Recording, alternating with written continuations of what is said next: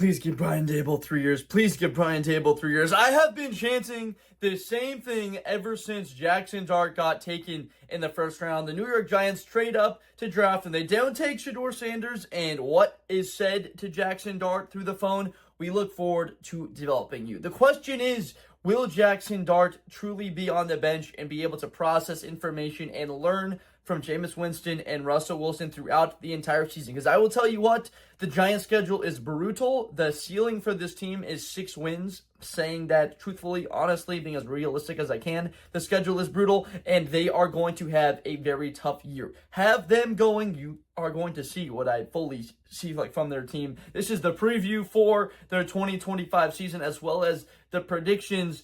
Another curious thing they did is draft Cam Skattebo behind Devin Singletary and Tyrone Tracy. Because would imagine Skattebo gets somewhere between the 7 to 8 touches. You take Cam Skattebo in the draft, so you give him 26 carries a game, and he's a bowling ball over time. He's building momentum like that, snowball through snow over time, so the momentum builds. Just watch the game against Texas and how impactful Arizona State's offense was after the defense had been punched in the face that many times by Skattebo. We're fired up. Here we go. First game, the Giants are at the Commanders. Russell Wilson is going to be the presumed starter. Tough matchup, as I talked about, against Jaden Daniels. Understand, Kayvon Thibodeau, Abdul Carter, the early first-round pick. Mbo, is he getting starting time as an offensive line piece? Of course, Dexter Lawrence is there. Brian Burns. That defensive line is the best in the National Football League. No one is going to come at you, debate you that, but Jaden Daniels is another animal. If I am the Washington Commanders, I don't test it. I don't have Daniels running the ball more than 10 times in this game. I have him testing that secondary with Deontay Banks and Drew Phillips, Javon Holland, Tyler Newby, like seeing what they have in that secondary, if they are truly like proven enough to be able to compete with Washington, Terry McLaurin, Deebo Samuel. Think that the Commanders are going to be able to churn it up a little bit and put up some points. 24-14, not all that money because of the limited ability to run the football and play well against that Giants defense, like some other teams that have a stronger running game. But 24-14, the Giants fall to start the season. Week 2, they are on the road against the Dallas Cowboys. 2 road games against divisional opponents that are fired up for this year.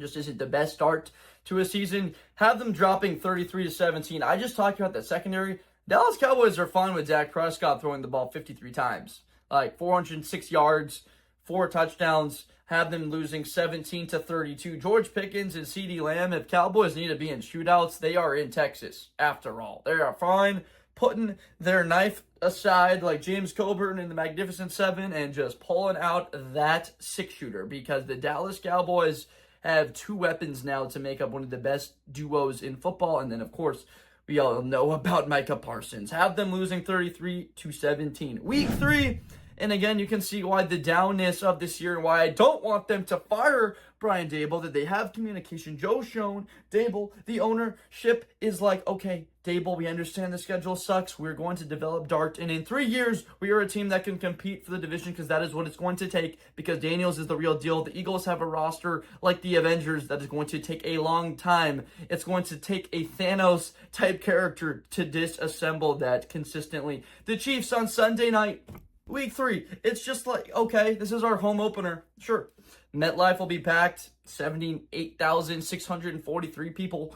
Most likely they're in attendance. They're going to lose 27-13 Sunday Night Football. Whoever's the starter, Jameis, Jackson, Russ, hopefully it's not Jackson against that Chiefs defense, which has been the best in football over the last couple of years. And Patrick Mahomes being able to scamper away from Abdul Carter. You could just see it, Carter finding a way. Mahomes just does a little dump off to Rashee Rice or Kelsey for 12 yards, and it just makes you want to tear your hair out. So a loss there to start off. 0-3 doesn't get any easier playing the Chargers at home once again. And Los Angeles is a darn team that can beat you in 6 different ways, with defense, with offense, running the ball, throwing the ball, play action, bringing this Derwin James towards the line of scrimmage. Like, they have so many ways to win football games, and with a good coach, with culture that has changed in belief in themselves and guys that have been there, done that, and the best pair of tackles in the world, and Rashawn Slater and Joe Alt, have the Chargers beating the Giants 49-7 in week 4. The Giants start off the year 0-4. this is exactly why I'm a bit curious about the game plan. If they can have the patience with Dable, that schedule, once again, brutal. Continue on, because this is prediction for the whole season, and we need some optimism. At some point, it's going to get better, right? At the Saints, after all, one of the worst teams in football. I've got them losing to the Saints 14-10. Shuck in one of the more ugly games of the season. The Giants will be fun, of course. Like watching Abdul Carter play defense and Malik Nabers offensively. First time we've even mentioned him in this video. He's such a talent, just explosive. And if you have Jameis Winston, he'll be getting 15 targets a game. If it's Russell Wilson, he could be getting those targets as well. But the run game, like, it's going to make them lean on, and then teams are going to know exactly what they're doing. Is Darius Slayton or Wan'Dale Robinson able to establish themselves as a very good wide receiver, too? There's also Jalen Hyatt, the former wide receiver star for the Tennessee Vols in that season where they were ranked as high as like 1 or 2 in the country back in 2022. Loss there would put them at 0-5, and then, yeah, it just gets easier, right? We play the Eagles at home on Thursday Night Football. I got them losing 26-21. A valiant effort against Philadelphia, finding a way to limit Saquon to under 130 yards if they can do it. They do have the defensive line to compete with any of these teams up front, but over time, even the best defensive lines when the offense is not able to establish rhythm can get tired. A loss moving them to 0-6 before they are at the Broncos. When is the win going to come? It's at Mile High Stadium, taking down Bo Nix. Where my concern lies with the Denver Broncos is running the football and the receiving core. Like the true wide receiver one that Bo Nix can go to, the like tight end. Like, who does Denver have?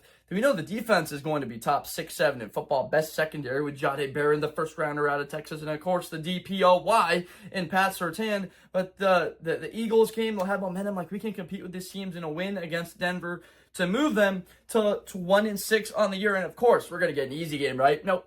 Just at the Eagles once again, playing them 2 times in 3 weeks and have them getting blown out 34-14, riding high after that win against the Broncos. They get blown out and drop to 1-7. It's like, when is this bye week going to come? Well, you get 6 months off as a bye week. How about that? We're just going to throw this gauntlet at you, this 6-stone gauntlet for you to have to wear and have to deal with on this season. They lose to Philadelphia. After that, the San Francisco 49ers. Imagine it to be a down year, and Trent Williams is going to have trouble. That speed with Burns off the edge, Lawrence just coming up. Like, Abdul Carter can line up. They mentioned he can line up like in a 2 technique, like head up right there on the guard or like inside shoulder, as well as all the way outside of a tight end and like a 9 technique. Like, he can play anywhere on the defensive line with his athletic versatility and speed and being a great player. I think they can beat the 49ers in a down season. I'm not at all high on Brock Purdy. Believe the 49ers truly just stamped their fate for the next couple of years of being in that 8-9, 7-10, 9-8 kind of range where they're just meandering around because of the cap space that's taken up by guys like George Kittle, who's a very good player, like Brock Purdy, Ayuk, that you have to pay him. But when you pay your quarterback elite money, it's supposed to be paid like he's making top 5 money, and he's not in the top 10 of quarterbacks, in my opinion. We'll see. I could be very wrong, and you can roast me about it in the comments, but do not see it. After a win against the 49ers, have them at the Chicago Bears. And listen, you can see the Bears stuff in the background, but understand this. You can go to anybody on the web and ask them about the Chicago Bears. Go to TikTok, Instagram, media, and they're going to tell you about Chicago Bears offensive line that's improved, a receiving core that is amongst the best in the National Football League, and a defensive line and a secondary that is one of the best in football. The secondary, the defensive line is probably the weakest positional group on that roster, but it is improved with Dayo Odeyingbo at edge, Grady Jarrett in the middle of the defense. The Bears with the win 23-10 at Soldier Field. You can remember back in 2012, Russell Wilson in his rookie season beat the Chicago Bears that ended up derailing their year. They were 8-3 before Seattle beat them in an overtime game. That was one of the more fun games. After that, they've got like this continued stretch of NFC North teams. They got the Green Bay Packers at home. Jordan Love waltzes in there. His little floater, style of ball. He places the ball so well. The run game, though, is where Green Bay's built out of. With Josh Jacobs under Matt LaFleur, they're a run-first team. The play action off of it, and now with the weapons like Matthew Golden, Christian Watson, if that injury heals up nicely, and Jaden Reed, Dobbs, Dontavian Wicks, and Tucker Kraft, like that Green Bay team has all those weapons. Have them beating the Giants in a tight one, 21-13. Would like to see, as a Bears fan, obviously, that Tommy DeVito win against Green Bay we saw 2 years ago. That was a whole bunch of fun. Was it on a Thursday night game? Might have been. I think it was a Monday night game where they pulled that one off. That was awesome. At the Lions after that, I got them losing 10-23. Detroit just has the roster. They drafted Tyreek Williams in the middle next to Lee McNeil. They just paid a whole bunch of money, so he's upping in contract, like 8-30. Same thing with Amon-Ra St. Brown's jumping from like 11-30. Like the Lions are a curious team to follow for their cap space and what it's going to be in 2026. But 2025, all these guys are pretty much on there for cheap. Aiden Hutchinson, the injury, hopefully he's back. I want to say this to get it off my head because I haven't mentioned it yet. I'm in Africa right now. So when you're watching this video, I'm in Tanzania, seeing them Great Migration, seeing all the animals, the water buffalo, everybody going through the water, through the gators, but the crocodiles are trying to eat them as I'm going to see that. Like the wildebeest, this is going to be incredible. So if I'm making stuff that appears to be mistakes, it's because I'm recording this video currently when I'm looking at the schedule a couple of weeks in advance, and there might be news that I'm not aware of a couple of weeks in advance because I can't tell the future what will happen. I can get pretty close to the predictions, but can't tell the future of who could be heard to the updates. Continuing this along, a loss to the Lions and the 3 NFC North teams after that win against San Francisco, a game against the New England Patriots, who are improved with Mike Vrabel. Drake May is going to be a more dangerous of a player with his legs than people are going to anticipate, as well as Henderson in the backfield. Kyle Williams, Campbell, we know about the improvements to their offense. Have the Giants with a big win, a Super Bowl rematch, 2 of those Super Bowls that we saw with Brady against Eli Manning. Some of that nostalgia is back for these ones, and the Giants beat the Patriots once again before the bye week, a bit of positivity. And after the bye, they've got the Commanders, and actually not a horrible stretch with the Vikings, Raiders, Cowboys as far as my mind and what those teams will be next year. I've got the 3 of them missing the playoffs, but the Commanders, another tough, who they started the year off and basically sent this whole snowball going downhill and not in a positive light, like building momentum in a good way, like downhill, like this is going to be happening. We're building something downhill in a bad way, like spiraling out of control in a bad way. Losing to the Commanders 21-24 before they played the Vikings once again at home. Would have been nice to play the Commanders at home earlier in the year. The result could be different at MetLife. At US Bank Stadium, they play Minnesota, and of course, some of that revamped defensive line. Not that it needed revamping, a top 3 team in takeaways a year ago. That's what carried them to that playoff berth, as well as a top duo in the National Football League, Jefferson and Addison, of course, and Kevin O'Connell being a great coach. But with the rookie J.J. McCarthy, there's going to be growing pains.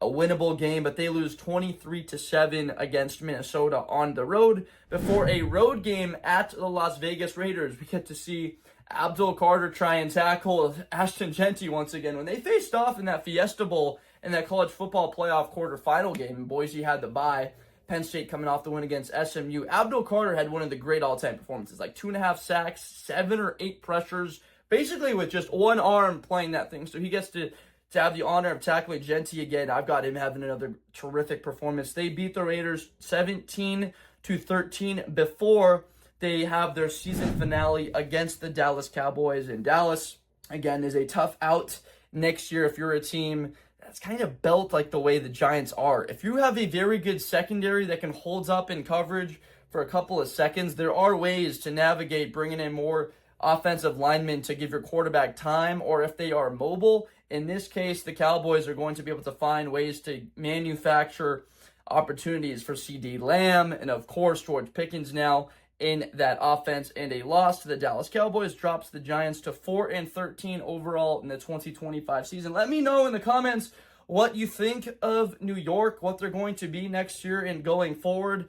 I've said it 4 times, but I really like Brian Daboll as a coach. He's a huge part of why Josh Allen turned out and into who he was, just boosting his confidence. He's a great coach, one of the smarter guys around football. in the National Football League, and he can have this Giants team going forward. It's just the quarterback discrepancy, like with Prescott and Jalen Hurts and Jaden Daniels, it's too tough. And then there's still like guys like Baker Mayfield and Matthew Stafford throughout the conference are built in and very good and good offensive minds. Matt LaFleur, Kevin O'Connell, Ben Johnson, all in the NFC North. Of course, like the NFC is built on D and great defensive play, takeaways, and then a couple of great elite quarterbacks. So let me know about the Giants, what you think. Make sure to subscribe for more content in the future. We're barreling towards the start of the college football, the NFL regular season, fired up for all of that. So make sure to stay tuned and subscribe for more content coming out from Blitz with Blunder. I'm Josh Blunder in the future. Make sure to do all of that and stay tuned for another video very soon and shortly. Thank you so much. Bye. Best player in college football. That Georgia and Ohio State game, New Year's Eve, is going to be a classic. Josh Blunder. Hi, everybody. I'm Josh Blunder. To the 40, 35, 30, Espinosa to the 20.